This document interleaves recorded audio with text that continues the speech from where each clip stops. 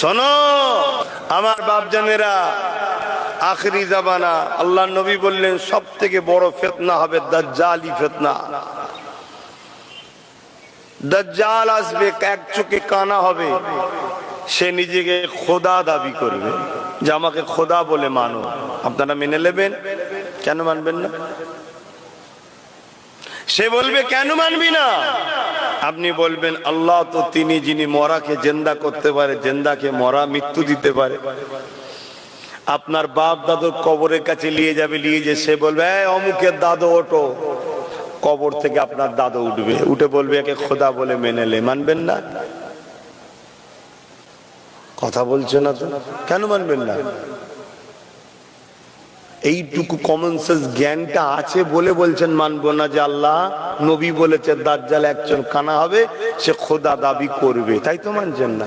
তাহলে এই শিক্ষাগুলো থাকা দরকার তো, কিন্তু যাদের কাছে এই শিক্ষা নেই মেনে নেবে। কথা বুঝছেন না? বোঝেন না? দাজ্জাল অনেকজন যুবক ছেলেদের ঘরে ধরবে, ধরে টুকরো টুকরো করবে, করে আবার হাত বুলিয়ে দেবে, আবার জিন্দা হয়ে যাবে। আল্লাহ নবী বলছেন, বলবে বল আমাকে খোদা বলে মান।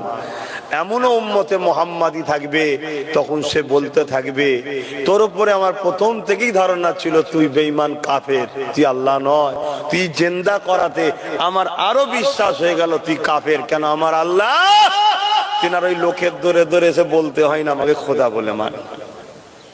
প্রয়োজন আছে নাকি আল্লাহ? আর আমার আল্লাহ নবী বলেছে এক চোখে কানা নয়, এক চোখে সে কানা হবে। শুনছেন না শোনেননি? নবী বললেন দাজ্জাল কখন আসবে? পৃথিবীতে দুটো জিনিস যখন ঘটবে। প্রথম নম্বর, আরো অনেক কারণ, প্রথম নম্বর কি, পৃথিবীতে যখন দাজ্জালের আলোচনা বন্ধ হয়ে যাবে তখন দাজ্জাল আসবে। বলুন তো, এত তো জলসা হয়, দাজ্জালের আলোচনা হয়, কথা বলছো না তো। তাহলে দাজ্জাল আসার নমুনা এসে গেছে। আর একটা কথা নবী বললে, যখন দুনিয়ায় ভিখারি বেড়ে যাবে, ভিখারি, আমাদের অভাব নেই কিন্তু তারপরও ভিক্ষা চাওয়ার হাত পাতা অভ্যেস আছে না? বলবেন তো, এইটা তৈরি করা হচ্ছে আমাদেরকে ভিখারি। কেন? দাজ্জাল এসে সোনা দেবে, হিরে দেবে, দামি দামি সম্পদ দেবে, সমস্ত ধন ভান্ডার আল্লাহ তার হাতে দেবে। কেন দেবে? তোমার আমার ইমানের পরীক্ষা লেখার জন্য, যে আমায় কত ভালোবাসে দেখি। সে বড় বড় সোনা দানা হিরে মানুষকে দেবে, দিয়ে বলে মাই খোদা বলে মান। সামান্য 1 কেজি আলুতে যারা আল্লাহ ছেড়ে দিয়ে ছুটে বেড়ায়, তারা মনে হয় দাজ্জালের এই সোনা নিলে দাজ্জালকে খোদা বলে মানবে না?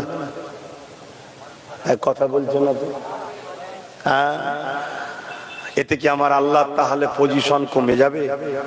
হ্যাঁ, শোনো, কিছু জিনিস হয় খোদ মালিক, আর কিছু জিনিস মালিক বানানো হয়। আমাকে আপনাকে সবাইকে তিনি বানাচ্ছেন, তিনি হলেন খোদ মালিক, তিনাকে কেউ বানায়নি, তিনি খোদ নিজে, তিনি হলেন আল্লাহ। তাহলে আপনি মিলাবেন কি করে? কেউ আল্লাহ দাবি করলে তার মধ্যে এই সংজ্ঞাগুলো মিলাবেন। কি? প্রভু হতে গেলে, মালিক হতে গেলে, খোদা হতে গেলে, আল্লাহ হতে গেলে কি শর্ত? তিনার স্ত্রীও নাই, অর্থাৎ তিনি কারো থেকে সৃষ্টি নয়, বাপ মাও নাই, ছেলে পুলেও নাই। শুনছেন না শোনেননি?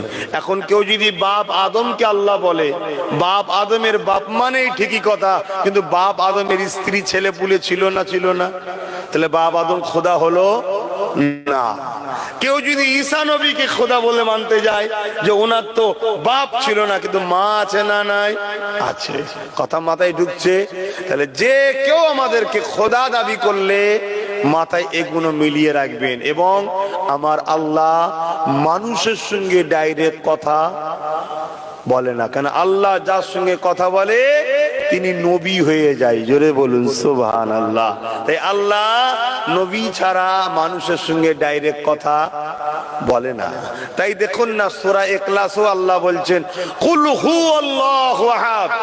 বড় কাবলাম কুল, হাবিব আপনি বলুন হুয়াল্লাহু আহাদ, মালিক তিনি যিনি এক, আল্লাহ তিনি যিনি এক, আল্লাহ তো ডাইরেক্ট বলতে পারতে মক্কার মানুষেরা আমি আল্লাহ আমি এক, না ডাইরেক্ট কথা আল্লাহ বলেন।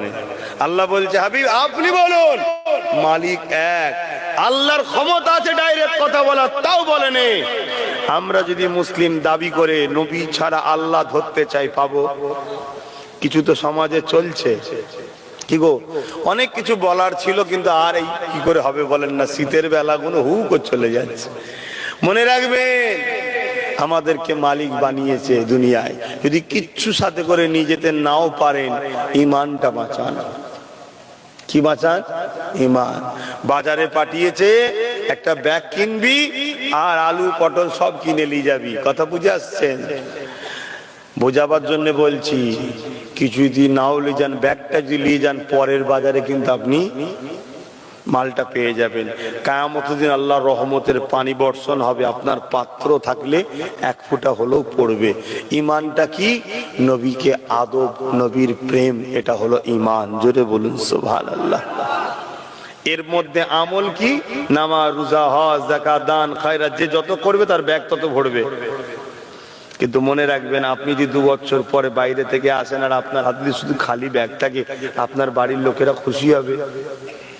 আপনি বলুন খুশি হবেন? বলুন বলুন। তাহলে এখানে 30 বছর ছিলেন, 40 বছর ছিলেন, 50 বছর ছিলেন, খালি ব্যাগ লিখে দিয়ে যান, আল্লাহ খুশি হবে? আল্লাহর খুশির জন্য আমলটাকেও ভরুন, এগুলো বুঝুন। তো প্রিয় দর্শক ও শ্রোতা মণ্ডলী, এতক্ষণ ধরে যে ভিডিওটি দেখেছেন সেই ভিডিওর বিষয়ে আপনার যদি কোনো মতামত থাকে সেটি কমেন্ট বক্সে কমেন্ট করুন আর ভিডিওটি বেশি বেশি শেয়ার করুন। তো বন্ধুরা, আজকের ভিডিওতে এই পর্যন্ত, দেখা হচ্ছে আগামী ভিডিওতে ইনশাআল্লাহ।